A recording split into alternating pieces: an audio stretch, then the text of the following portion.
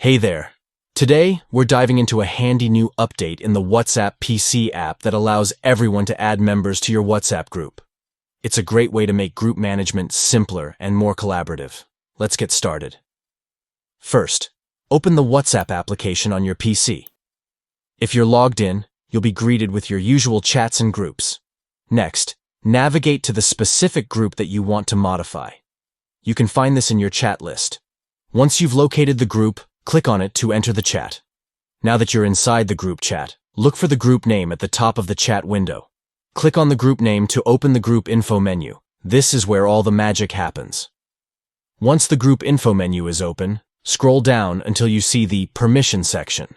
This section controls who can do what within your group, including managing members. Here's the crucial step. Click on Permission and look for the option that says Add Other Members.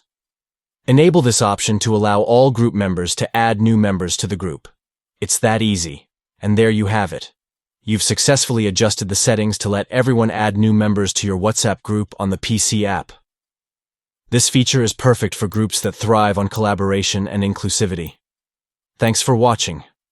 Don't forget to like and subscribe for more tips and tricks on using WhatsApp and other apps. Happy chatting.